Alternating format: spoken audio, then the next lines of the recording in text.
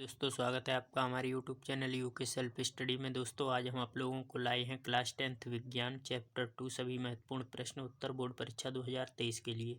तो दोस्तों इस वीडियो में मैं आप लोगों को चैप्टर 2 के सभी महत्वपूर्ण प्रश्न उत्तर जितने भी हैं वो सारे के सारे इस वीडियो में डिस्कस करने वाले हैं।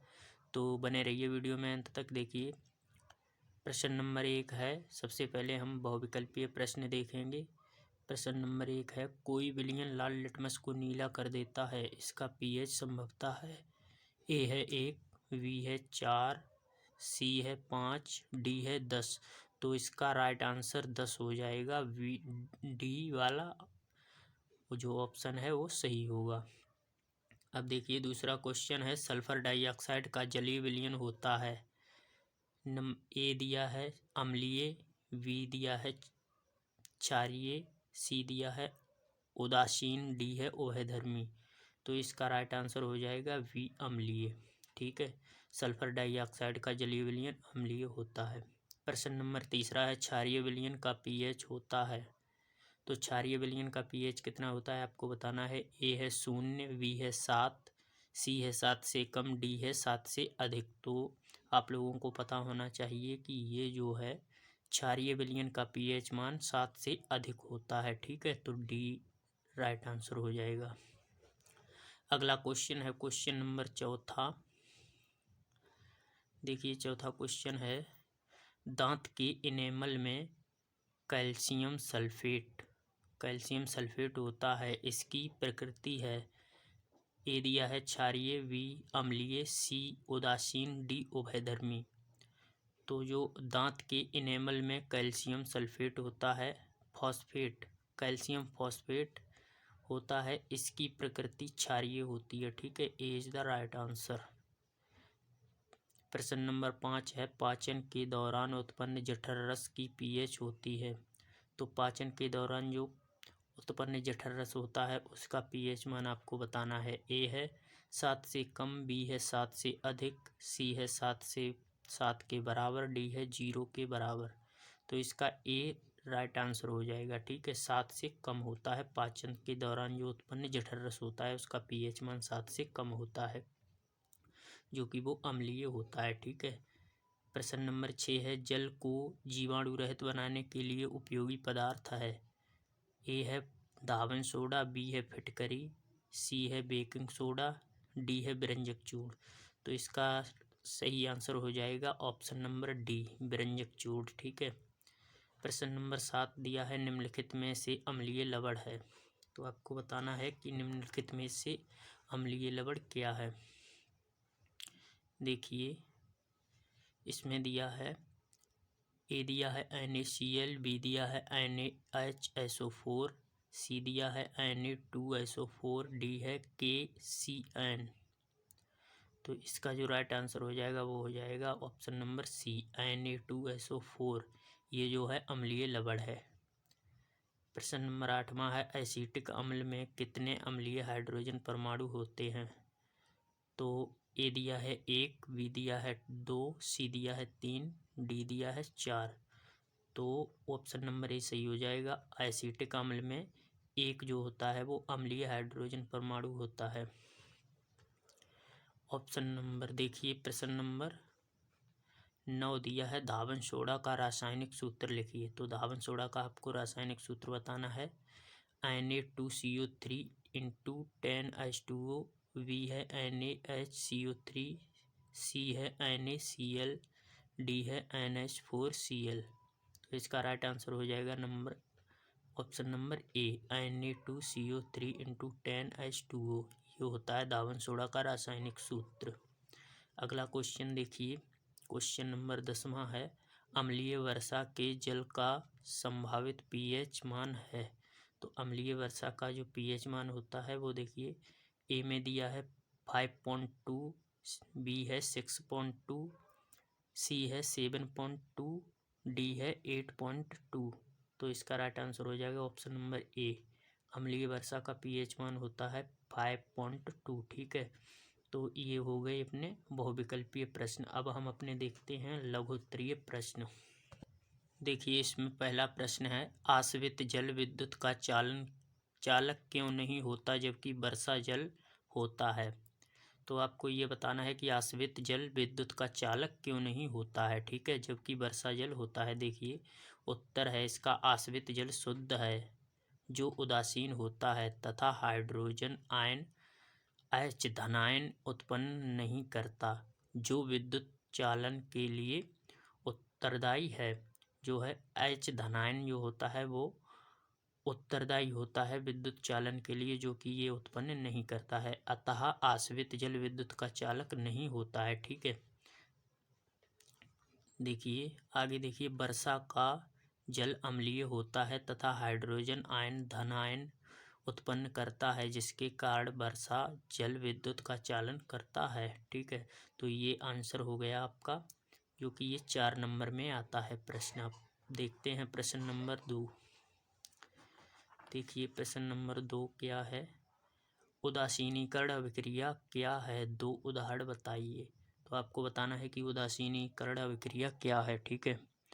देखिए इसका उत्तर, जलीय विलयन में किसी अम्ल तथा क्षार की अभिक्रिया से लवण तथा जल बनता है, यह अभिक्रिया उदासीनीकरण कहलाती है, ठीक है। तो जब जलीय विलयन में किसी अम्ल तथा क्षार की अभिक्रिया होती है जिससे लवण बनता है, यही अभिक्रिया उदासीनीकरण कहलाती है, ठीक है। उदाहरण के लिए NaOH sodium hydroxide plus HCl, ठीक है, ये क्षार है। NaOH सोडियम हाइड्रोक्साइड और प्लस HCl ये हाइड्रोक्लोरिक अम्ल है। तो जब इसकी अभिक्रिया होगी तो बनेगा NaCl जो लवण है और प्लस H2O जल बनेगा, ठीक है। दूसरा है KOH potassium hydroxide plus HNO3, ठीक है, इससे बनेगा KNO3 plus H2O potassium nitrate, ठीक है। अगला क्वेश्चन है अपना तीसरा क्वेश्चन, देखते हैं तीसरा क्वेश्चन क्या कह रहा है। धोने का सोडा तथा बेकिंग सोडा के दो उपयोग लिखिए। धोने के सोडे के उपयोग देखिए, सबसे पहले दो उपयोग आपको लिखने हैं इनके, ठीक है। तो पहला है कागज धोने के सोडे के उपयोग। देखिए पहला है इसमें कागज, साबुन तथा कांच के निर्माण में जो है धोने का सोडा उपयोग किया जाता है। दूसरा है कठोर जल की स्थायी कठोरता दूर करने के लिए भी इसे उपयोग में लाते हैं, ठीक है।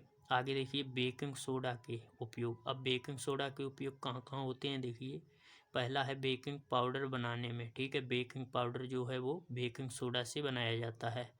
और दूसरा है प्रति अम्ल औषधि बनाने में, ठीक है। तो ये हो गया आपका तीसरा आंसर।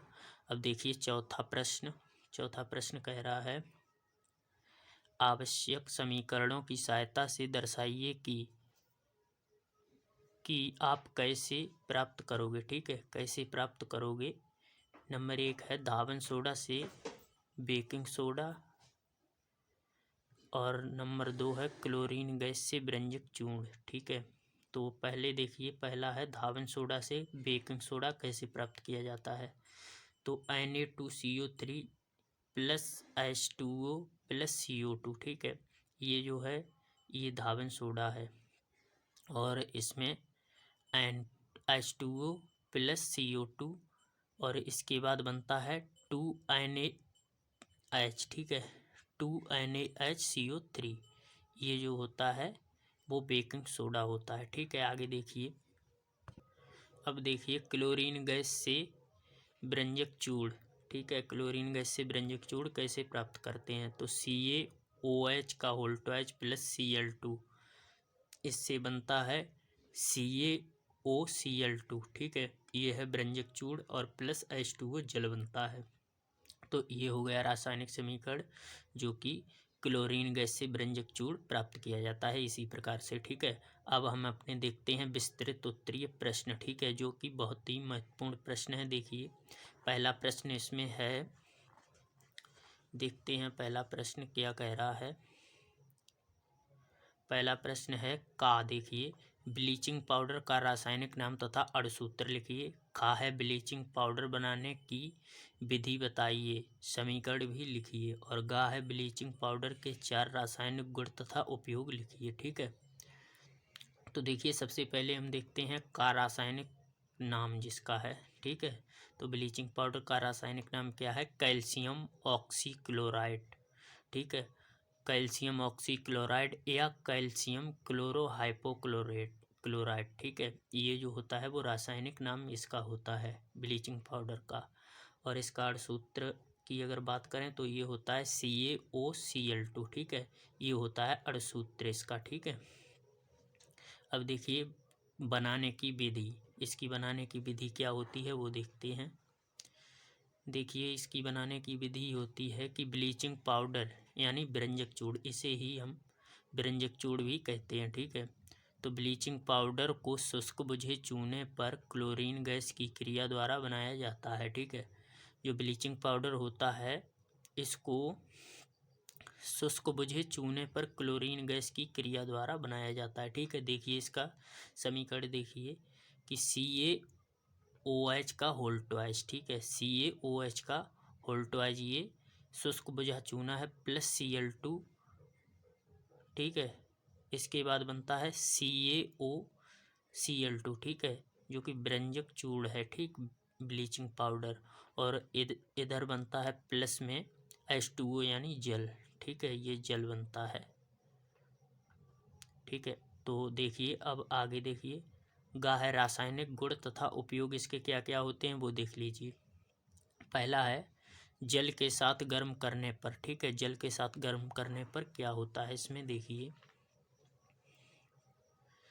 इसमें दिया है ब्लीचिंग पाउडर को जल में घोलकर गर्म करने पर क्लोरीन गैस यानी Cl2 निकलती है, ठीक है। इसे जब हम जल के साथ गर्म करेंगे तो Cl2 गैस इसमें से निकलेगी।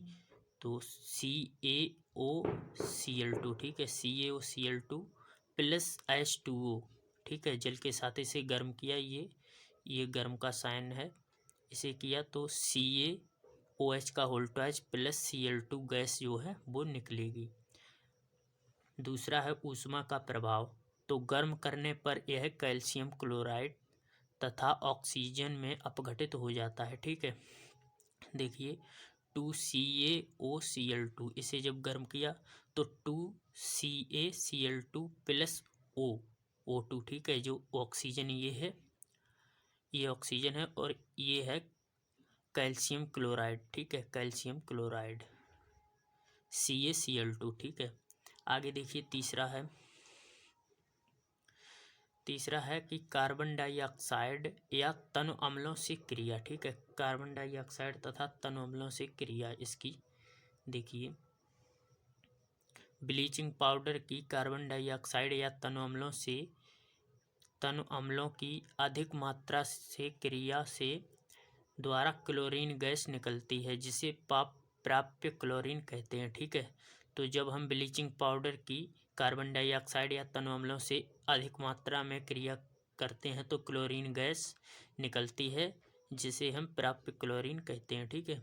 तो देखिए इसका समीकरण देखते हैं CaOCl2, ठीक है। CaOCl2 प्लस CO2, ये है क्लोरीन गैस, ठीक, CO2 यानी कि कार्बन डाइऑक्साइड, ठीक है। तो इसके द्वारा क्या बनता है CaCO3 प्लस Cl2, ठीक है, ये Cl2 गैस निकलती है।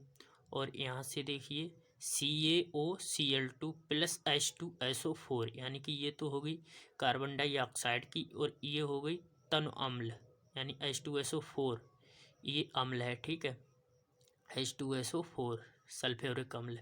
तो देखिए ये है CaSO4 plus H2O plus Cl2, ठीक है, यानी Cl2 गैस यहाँ से मुक्त होती है, ठीक है।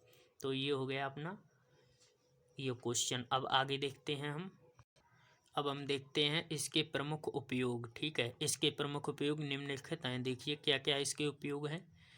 तो पहला है सूत, कागज, लकड़ी की लुगदी व लिनेन पदार्थ के लिए बिरंजक के रूप में इसका उपयोग होता है, ठीक है। दूसरा है ऊन को सिकुड़ने से बचाने के लिए भी इसका प्रयोग किया जाता है, क्या, ऊन को सिकुड़ने से बचाने के लिए इसका उपयोग किया जाता है। तीसरा है क्लोरोफार्म के औद्योगिक निर्माण में, ठीक है, क्लोरोफॉर्म के औद्योगिक निर्माण में इसका उपयोग किया जाता है। चौथा है चीनी को सफ़ेद करने तथा ऑक्सीकारक के रूप में, इसे जो है चीनी को सफ़ेद करने के लिए भी उपयोग किया जाता है। तो तो देखिए अब अपना दूसरा क्वेश्चन देखते हैं। पहला क्वेश्चन हो गया, दूसरा देखिए क्या कह रहा है। इसमें पूछा गया है, देखिए दूसरा क्वेश्चन है, का है धावन सोडा का रासायनिक नाम तथा गुणसूत्र अणुसूत्र। ठीक है, यहाँ पर लिख लीजिए, धावन सोडा का रासायनिक नाम तथा अणुसूत्र लिखिए। खा है धावन सोडा कैसे बनाया जाता है, रासायनिक अभिक्रिया का समीकरण भी लिखिए। गा है धावन सोडा के 4 रासायनिक गुण तथा उपयोग लिखिए। तो सबसे पहले देखिए का धावन सोडा, इसका रासायनिक नाम क्या है, रासायनिक नाम देखते हैं, सोडियम कार्बोनेट डेकाहाइड्रेट। ठीक है, इसका जो है वो रासायनिक नाम है। अणुसूत्र की बात करें तो अणुसूत्र इसका होता है Na2CO3 इंटू 10H2O। ठीक है, ये होता है इसका अणुसूत्र धावन सोडा का। ठीक है, इसे बनाने की विधि देखिए, बनाने की विधि क्या है इसकी बनाने की विधि है, देखिए, धावन सोडा प्राप्त करने के लिए कॉस्टिक सोडा के सांद्र विलयन में कार्बन डाइऑक्साइड गैस प्रवाहित करते हैं। ठीक है, इससे सोडियम कार्बोनेट का विलयन मिलता है, जिसके वाष्पन से सोडियम कार्बोनेट के क्रिस्टल प्राप्त होते हैं। ठीक है, देखिए